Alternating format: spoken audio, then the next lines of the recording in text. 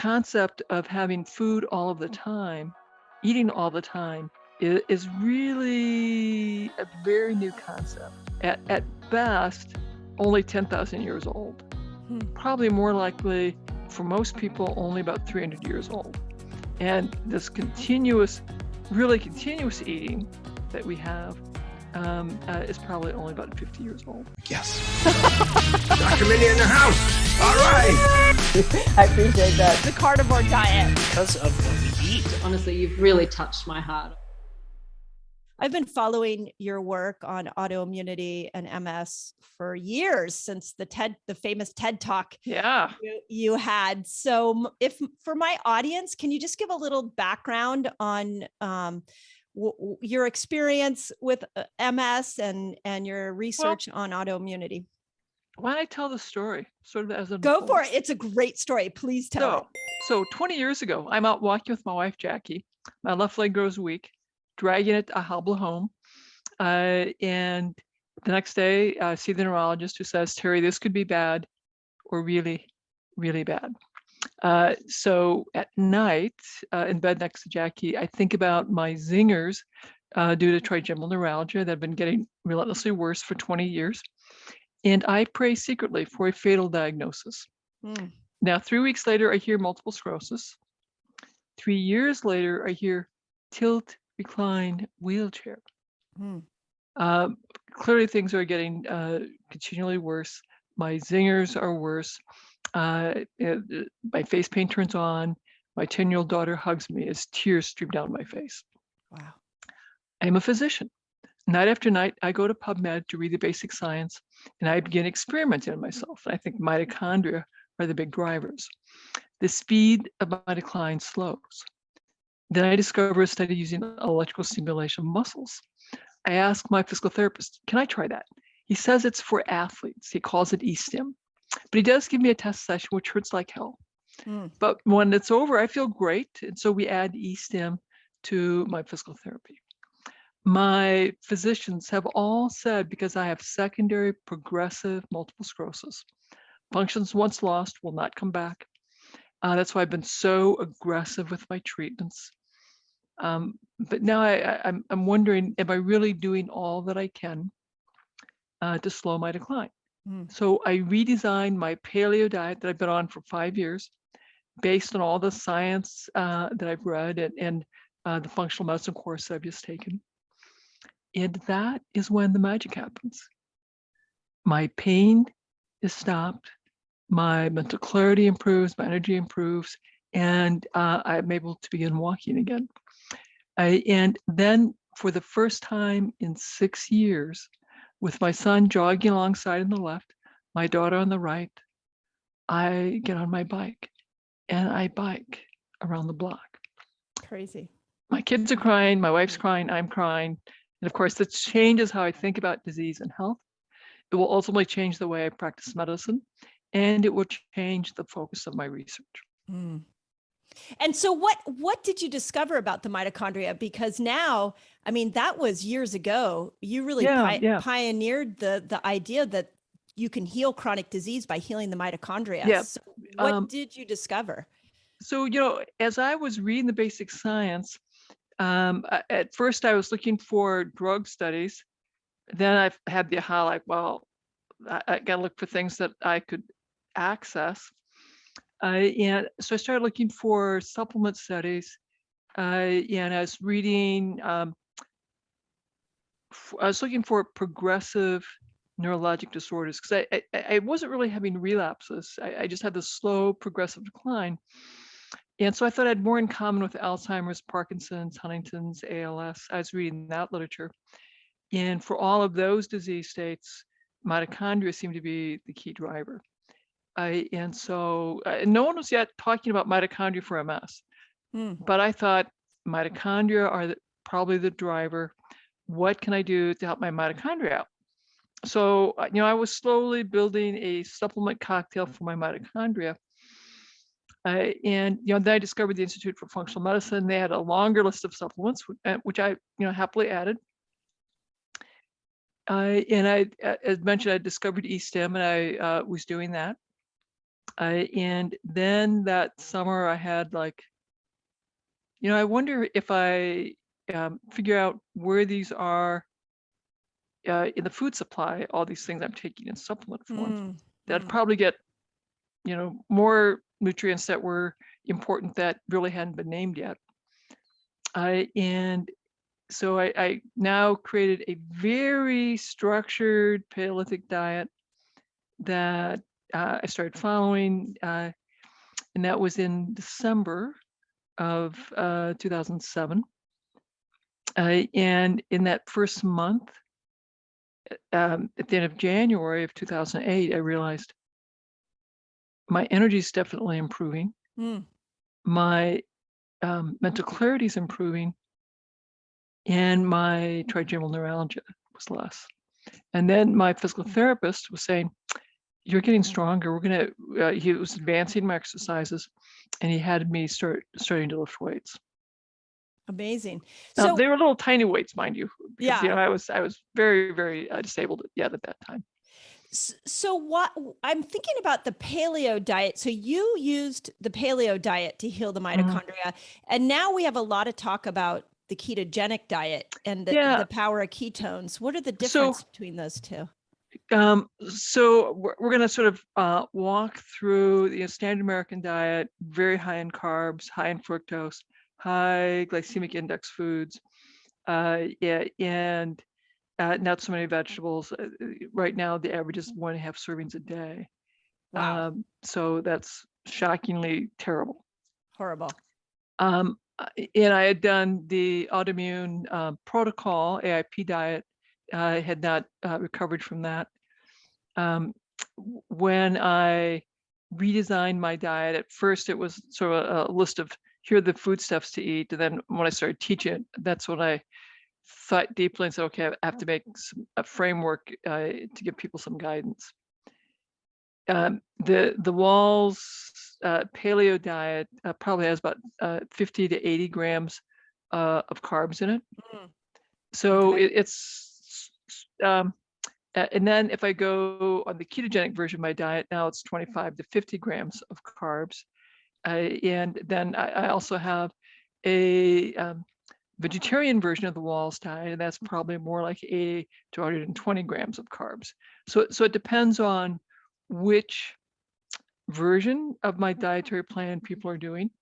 And I certainly have the vegetarian option for people who are vegetarian for spiritual reasons, and also for people who are vegetarian, doing more vegetarian meals because of the economics of it. Yeah.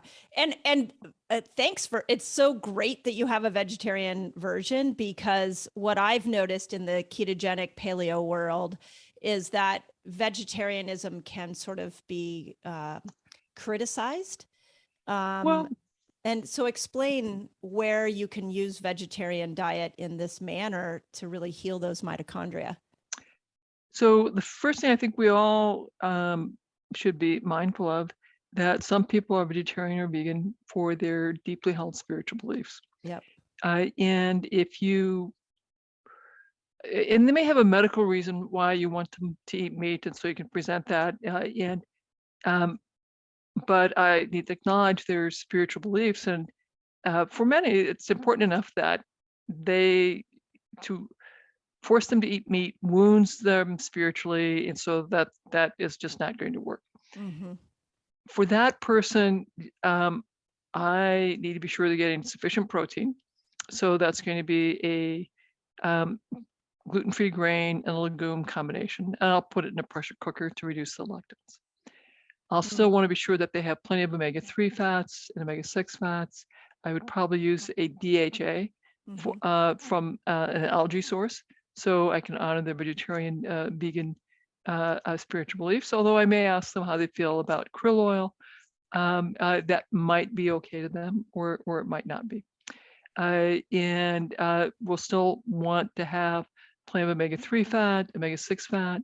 I'll certainly encourage a lot of olive oil, and then non-starchy vegetables. It may be more, and then I'll have to watch their glucose, their insulin, see if they have any metabolic syndrome Right. that we have to address and sort out, help them navigate that. Yeah. So one of the first teachings that I really grasped from your journey was that ketones heal the mitochondria. Well, ketones so ketones are very helpful. I want to remind your listeners that our mitochondria can burn ketones. They can burn glucose. They can also burn amino acids. And interestingly, as we age, our brains become somewhat less effective at utilizing glucose. But we continue to, for most of us, we'll continue to be able to use ketones and amino acids fairly well. We'll still be very vulnerable to a sudden crash in glucose. So you can still, if you're diabetic, you're taking glucose-lowering medications, the diabetics still have to be very careful to keep the blood sugars even.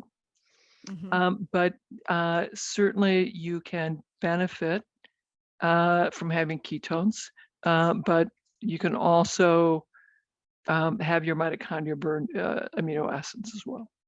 So would it be fair to say that as we age, ketones and amino acids become more necessary because they're such a usable resource? As we age, you'll probably benefit from more ketones. And certainly, I think it's interesting if we look at all of this from an evolutionary biology perspective. Our ancestors, 6 million years ago, we're much closer to the primates. We begin to separate. We start eating more animal proteins. We are still having a lot of greens, a lot of relatively non-starchy vegetables. We gradually eat more animal proteins. We're eating long bones. We're having bone marrow and brains and shellfish that we're having. And we have to work incredibly hard to get our food. The men in the clan run down big game by endurance, which might take all day. In the big game, fall over, and then they carry the big game back. So the men are in ketosis on the basis of physical activity. The women in the clan are probably also in ketosis on the basis of physical activity, although they're only traveling maybe 2 miles from the campsite. They're doing their foraging, carrying food back. Because if you're physically active for a couple of hours of moderate physical activity, you've burned up your glycogen. So our ancestors were in ketosis most often on the basis of physical activity. We would also be in ketosis on the basis of we ate up all of our food. Right. So we don't have food on hand. That's why we had to go out and do our work together. We get our food and then we get to eat. Probably a higher protein diet, some fat, and probably a fair amount of leafy greens, and perhaps some root vegetables that are dirty. And occasionally we get to have berries in the fall. And so we go from a fat burning state to a fed state. So there's a fair amount of metabolic switching going back and forth. And probably the spontaneous mutations that occur that make us more efficient in switching between the burning ketones and the fed state that offer survival advantage from being able to switch back and forth easily increase in our genome. And that's how we survived. And then our species shows up 250,000 years ago. And so between then and now is about 64,000 generations. In most of that time, I had lots of physical activity. I had to work really hard to get your food. Then you'd have enough food to eat, you would eat, and then you'd have to go back out and work really hard to get your food again. This concept of having food all of the time eating all the time is really a very new concept. At best, only 10,000 years old. Probably more likely, for most people, only about 300 years old. And this really continuous eating that we have is probably only about 50 years old. Crazy. It's crazy when you put it in that perspective. And so my observation is it would appear continuous feeding, high stress, inactivity, low vitamin D, high glycemic index food, that's all part of the environment that just appeared in the last 100 years. Yeah, and so in my practice, in my tribe, I invite people to okay, let's begin to do a better job of aligning my environment so it's a better match to how my DNA evolved. Yeah, agreed. And so you can decide that I'm just going to fix everything all at once. That's a few people can do that. Most of us have to do things sort of one at a time, one achievable behavior change at a time. Yeah. So would it be fair to say that when we're eating all day, when we can sit on our couch and have DoorDash come to our straight to our front door, that when we're eating highly processed foods, we are literally going against our genetic design? Oh, absolutely. Our ancestors couldn't do that. Right. And our biology is such that we're set to crave sugar. Why do we crave sugar? An interesting question. There aren't many mammals that can't make vitamin C. I believe it's hamsters and humans and some primates. Interesting.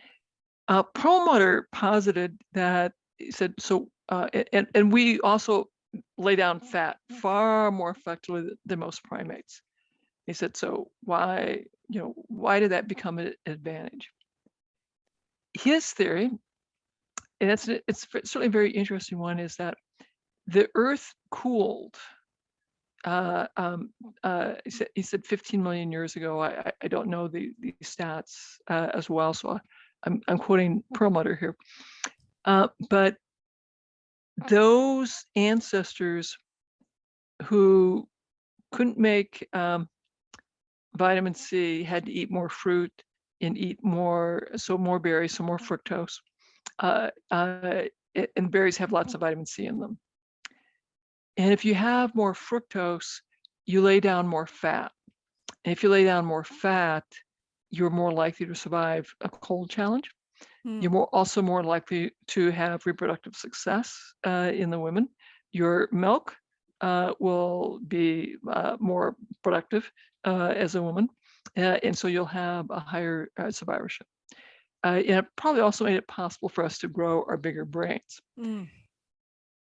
And so his theory was losing our ability to make vitamin C ensured that we'd have to eat more fruit. And that ensured that we'd have to, that increased the ability to store fat, which increased milk production in the ladies and bigger brains for everybody.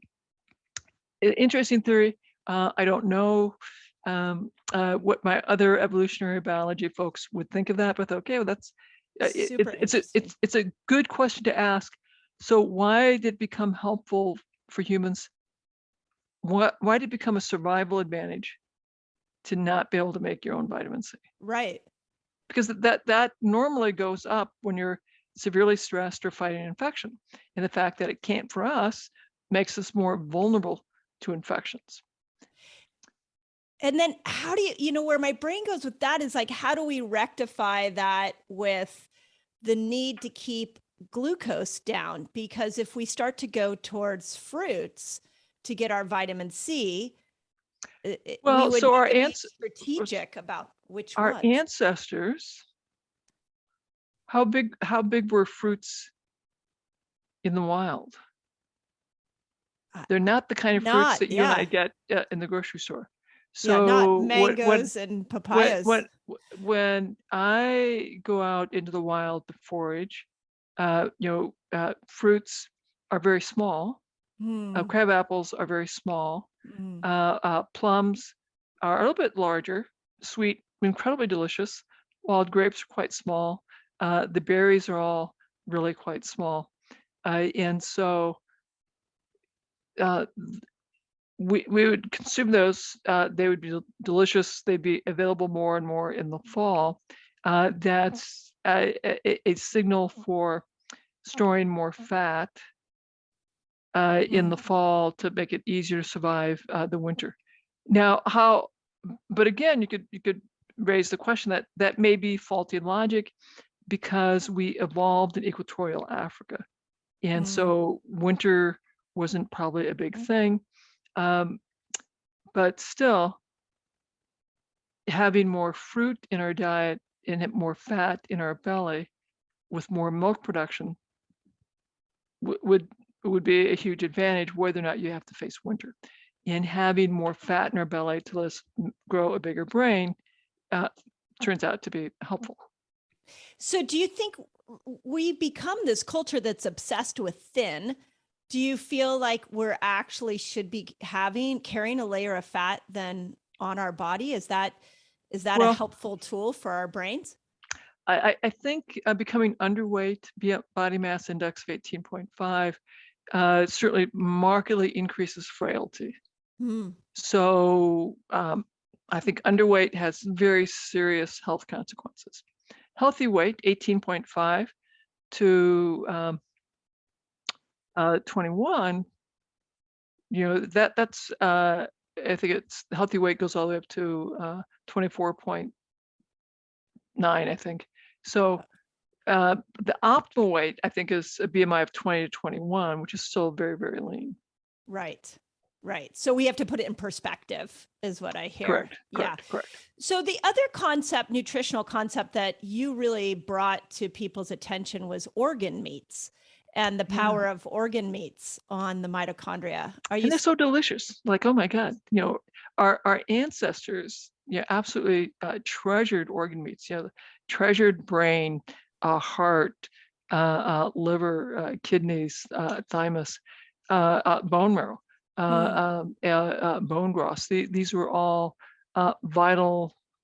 And of course, our ancestors ate nose to tail. They consumed the entire organism.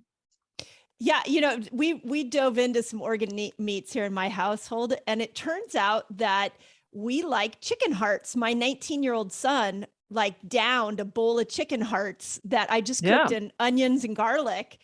And it was so good, but my brain really struggled to eat them because they look like little hearts. Another really great recipe. Okay.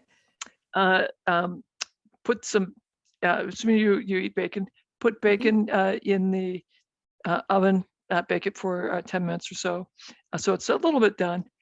Then put a layer of chicken livers on the pan, lay the bacon across the top, put it back in the oven, about 275 degrees. And now you're going to have to watch it intermittently, keep checking the liver. You want it to be pink, but not bloody. Okay. And they will just sort of melt in your mouth. It's incredibly delicious. Oh, I think I'm gonna start drooling. Yeah, I was gonna say, I think if you put bacon on anything, it seems to make it a whole lot better. Yeah, that's because our cell membranes are fat. They're cholesterol, saturated fat, and then there's about 10% omega-3 fat and 1%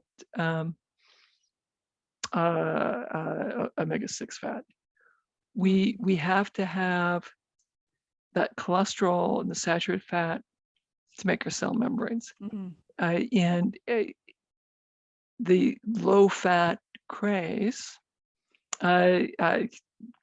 created a lot of strain and makes it more likely that our cell membranes may be struggling, which makes it more likely that your myelin in your brain may not be as robust as it would have been if it had maintained your cholesterol at a somewhat higher level.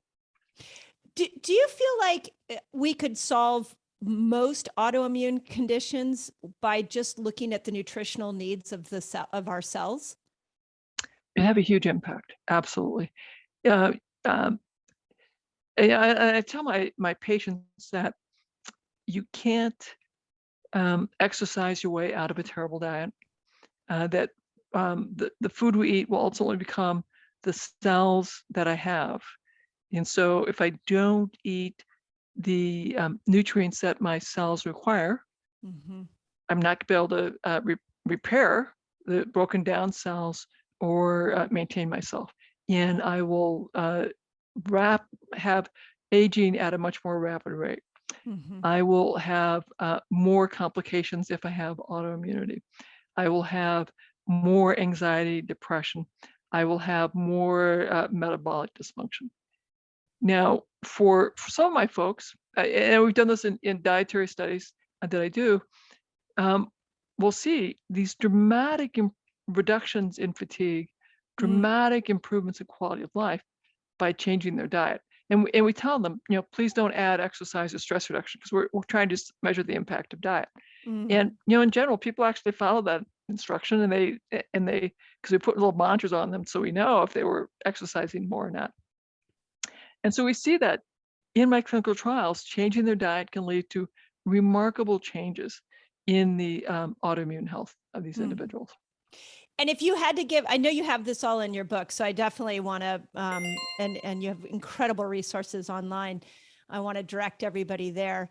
But if you were to create a checklist for the nutritional needs of our cells, could you do that? Like, is it Oh yeah, sure. So key things: get rid of the sugar, get rid of the highly processed foods, replace them with non-starchy vegetables, strep greens, cabbage family, onion family, mushroom family, and color. Be sure you have plenty of protein, and we have to sort out, are you a meat eater or not a meat eater? And then we want to talk about, are you interested in a fasting strategy? Are you someone that we should consider ketosis? Should we do ketosis through a time-restricted eating or a fasting strategy? Should we do metabolic switching? So there are a variety of ways to personalize all of this. The other thing they teach is we'll be much more successful if we do this as a family. I love that. I have my community, we fast a lot together, and I have a term that I refer to called a fasting lifestyle. And I always say that there's 4 pieces to it, that you need to know what you're trying to accomplish with your fasting efforts. You need to vary your fasts, vary your foods, and do it in community. Because I feel like we have lost sight of the healing power of community. And when I hear you say family, that's what I hear is you are talking about pulling people together that you love and doing health with them. Many of our our religious traditions include a fasting component as part of their religious experience. The Christians have a Lent fasting period, Ramadan in the Muslim community. Fasting as a spiritual purification practice, is a healing practice. We've been doing this across many cultures and all of our continents, probably since humans have emigrated from Africa. Yeah, which is whenever somebody says that they're nervous about fasting, I always say I get it, but it's like sleep. It's a very healing response for the body. So yeah, 100% agree with you. Where do you feel like toxins fit into this? Because I know you're doing a lot of discussion right now on mycotoxins, hormones, autoimmunity. Where did the toxins fit in? Well, toxins are a threat to our cell biology. They can interfere with normal cellular function. And so we have biologic toxins, as in the biotoxins. We have synthetic toxins that we have created and are now part of our atmosphere, our water, our food that our bodies have to process and eliminate, in that will have biologic consequences. So we talk about that in my book. We'll be talking about that in our seminar series that comes up very shortly, June 9th and 10th. But yes. Yeah. Have you heard of a term? This is something that we've been studying in my community called a cellular danger response. Yeah, the cell danger response. Yeah. Absolutely. So there's a lovely quote that, the cell defense is a very ancient biologic response that the cells have to be able to recognize a threat and respond appropriately. And so the molecules that reside normally inside the cell are doing the important biological stuff they have to do to run the cell inside the cell. But if they escape the cell, for example, ATP, if it gets outside the cell, now that ATP molecule will interact on the cell membrane, and the neighboring cells will say, there's a threat here. So that will activate the intracellular machinery to create inflammation-producing molecules that activate the innate immune system, because the innate immune system will then come in and neutralize the threat, eat up the damaged cells, and the question that everyone's talking about is, okay, the cell danger response is vital to our survivorship. How do we help the body respond appropriately to the threat, and then resolve the threat and turn off the cell danger response? And so again, that's something that I'm talking about in my community as well, that it's vital, it's a necessary part of life. Why does it say on abnormally? Yeah. And I think it explains why some people do everything to get well, and they just aren't gaining some momentum with their healing. It's direct. So they're stuck with it chronically on. Yeah. And do you feel like the cellular danger response is not just a nutritional thing, not just a toxic thing? There's also a thought and trauma, emotional trauma piece to it. Correct. It's everything. It's the whole exposome. It may have to do with early life stress. It may have to do with sleep. It may have to do with your hormones. It may have to do with toxins. It may have to do with nutrition. In my practice, we go through the exposome and say, okay, we'll have to address things as we can, step by step by step. Mm-hmm. I also note that, and again, this is part of what we can discuss, is it will depend on where you are in the disease process. That have you gotten so far along that we're not going to be able to stop and reverse and restore health, that all we can do is slow the decline.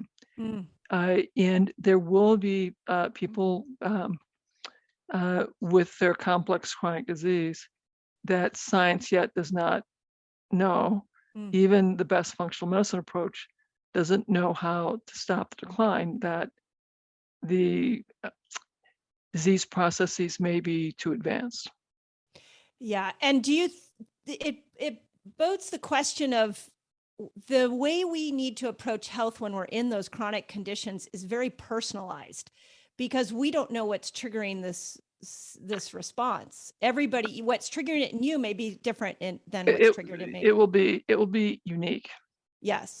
Now you can still have some common themes in terms of, I want to investigate the exposome as thoroughly as I can, in that person's story as thoroughly as I can, and begin to collaboratively address all of those factors at a pace that person and that family can manage. Right. And that's key, is how do you put it into the lifestyle of the person, I think is correct. Absolutely key. So when it comes to autoimmunity, would it be fair to say that it's not like there's one drug, one diet, one specific thing that's going to help an immune system balance? If we look at the drugs for MS, the very best drugs can reduce the relapse rate by 64%. Which is a very exciting benchmark, huge response rate. In our clinical trials, I would say in my clinics at the VA, in the clinics, 70 to 80% of the folks had a really remarkable response to our diet and lifestyle program. So very high success rate. It's not going to be 100%. And that is at the VA when I couldn't do more advanced functional medicine testing. And no doubt, if I'd had those resources, we could have increased the number of folks that would respond. In my clinical trials, where all I got to do was the diet, I mean, that's it. We could just put them on the diet. We could see, again, 70 to 80% having a very nice response to reduce fatigue, reduce pain, improved quality of life. Crazy. That's not with any kind of personalization based on, their lipids, their vitamin D, their homocysteine. And so that really is quite dramatic. That's amazing. Yeah, absolutely. So if they came to see me as a private patient, and now we do diet, lifestyle, personalized testing, we can have remarkable improvements.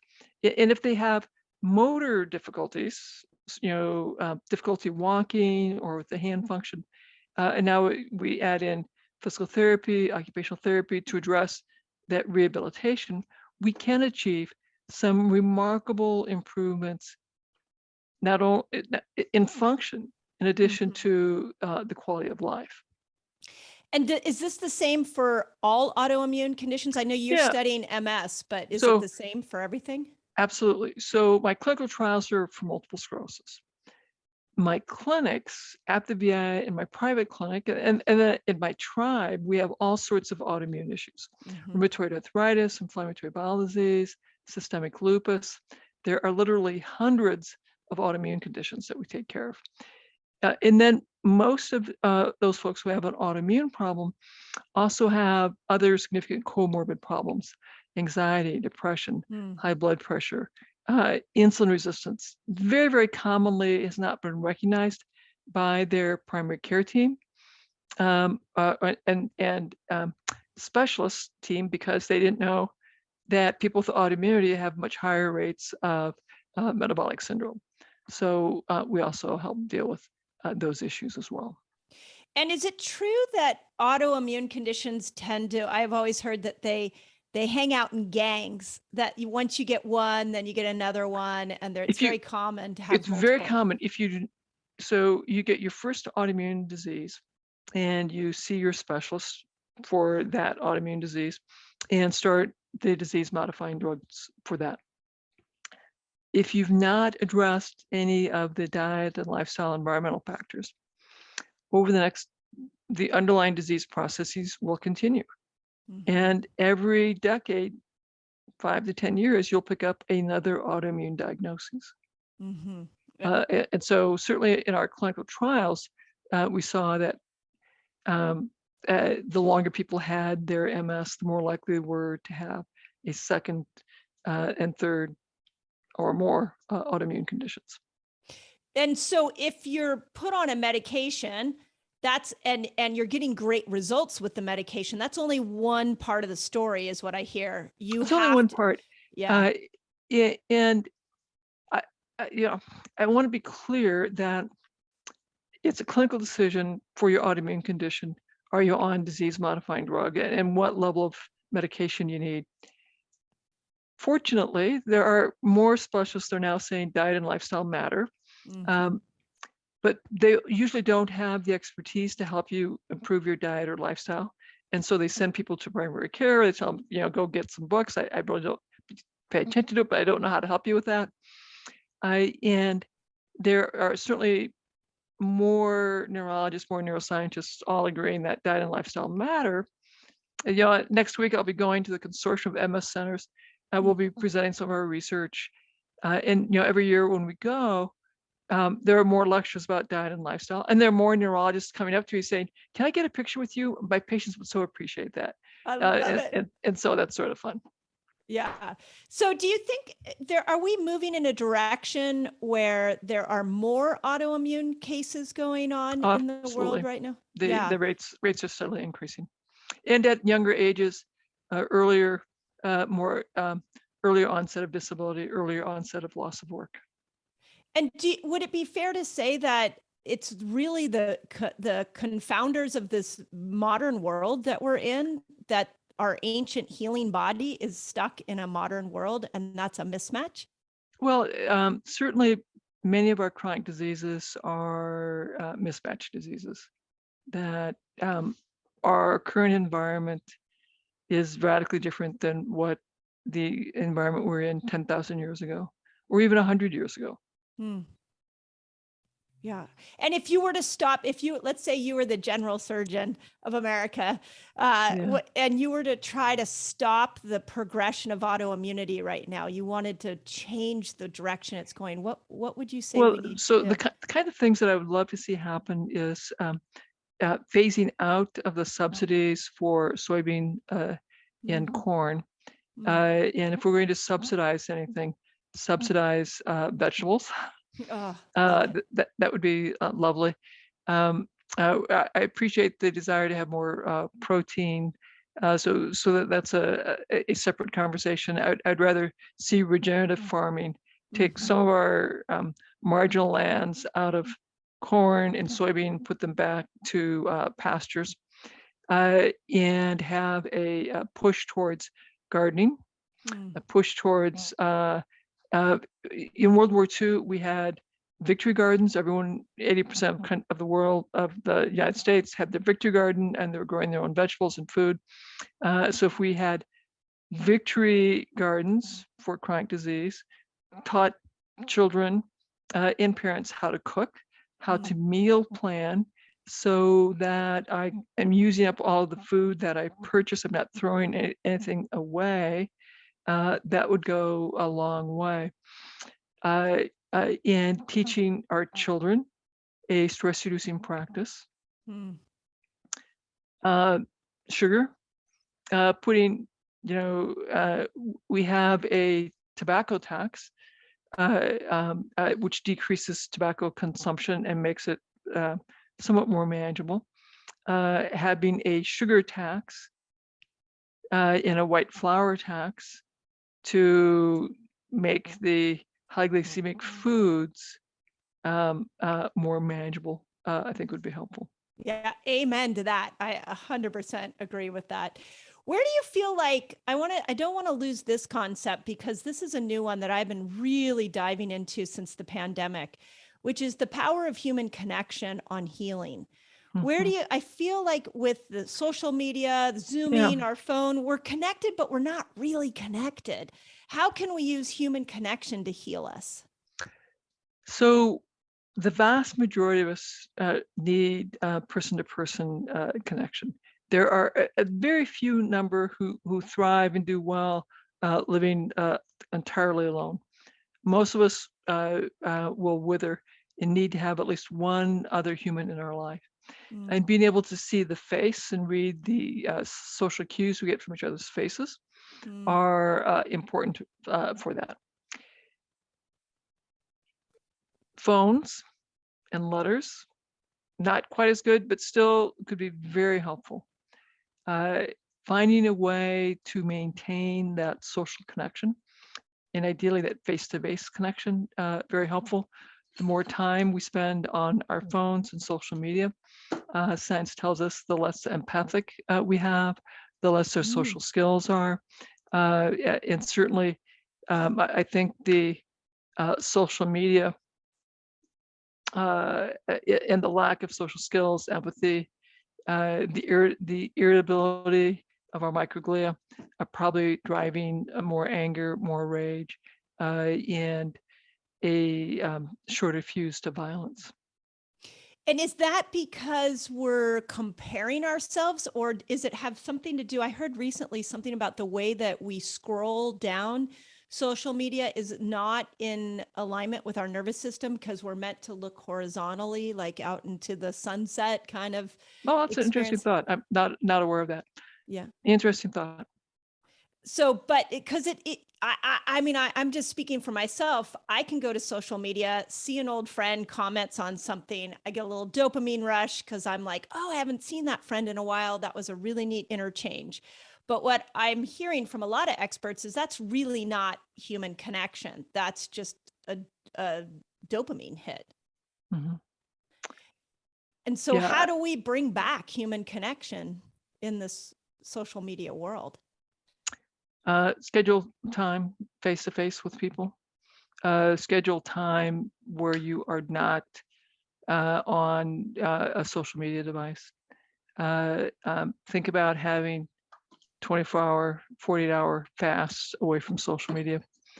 I encourage people to revisit going back to church or your spiritual community, your support group, and have some regular interaction with your tribe, your family in some capacity. Yeah, that's been my 2022 discovery, is just how much more pleasure and oxytocin and joy I get when I'm in the presence of somebody I care about. It just is deeper than Zoom or the phone can offer me. It's really profound. So thank you so much again for just enlightening us all. And I also want to thank you for just being a pioneer in the autoimmune world. And really, I mean, you really brought to the attention to the world how powerful diet is on all kinds of conditions. So I just have a deep. We've made a lot of progress. You know, I was a crazy, dangerous person in 2009 and 10. And now I'm seen as this brilliant, innovative scientist in 2022. So we've made a lot of progress in 12 years. I love that. So I want to finish up on this. This season in our podcast, we've been really emphasizing gratitude. Do you have a daily gratitude practice? Oh yeah, absolutely. You know, I love as I fall asleep, and I'll visualize some point in my life, someone who has been very supportive in some way, and I'm thanking them. So I might start out visualizing my parents cuddling me as an infant, or my father teaching me how to build a fence, or my mom teaching me how to make bread. And then I'll go through various other aspects of my life, perhaps college or medical school, residency, my professional career. And it gives me an opportunity to visualize the gift that someone gave me and to thank them. So lots of opportunity to thank my parents for the many things that they've done for me. It's a lovely way to fall asleep. Another thing that we did during the pandemic, so my daughter, our adult daughter, moved back in with us during that time. And so before each meal, we would stop and each one of us would be grateful for something that day. And that was pretty helpful. It's a very stressful time. Jackie, my wife, was working in helping with ER overflow. And so, you know, we had many concerns for a long time. Yeah. We've done something in my family over the years that my parents started with me, and then I continued with my kids, which is every Sunday night was family night dinner. And you had to be home. You could bring a friend, you could bring people, but you definitely had to be home to commune with the family. And we started asking a question, and it can be anything from, a philosophical question to gratitude to a compliment. We have had times where we go around the table and give a compliment to each person. And as cheesy as it sounds, it has been an amazing way to connect as a family. So I love that. And again, your teachings are everywhere, but where do people find you? And I especially want to talk about this summit because it's about hormones, and I really think our audience would love that. So find me at terrywahls.com, Terry, Wahls, Wahls.com. And if you want an overview of the diet, just add terrywahls.com/diet, and we have a great visual for that. On June 9th and 10th, we'll have the next in our seminar series, and we're focused on hormones and mycotoxins. So we'll have some great lectures related to that. My 2 lectures that I'll be giving, one will be on the consortium of MS Center highlights. So we're talking a lot about bowels, bladders, and sex. That will be lots of fun. And then I'll be covering the highlights from the annual international conference for IFM. Oh, I love it. I love it. I'm going to be tuning in. I think that sounds amazing. And we will leave all your links in the notes so people can get those. But Dr. Wahls, I have so much respect and admiration for you really leading the way for those of us that are trying to make an impact with diet on the human health. So thank you so much for being here with me. And I'm sending you joyful thoughts and hope you have an amazing day.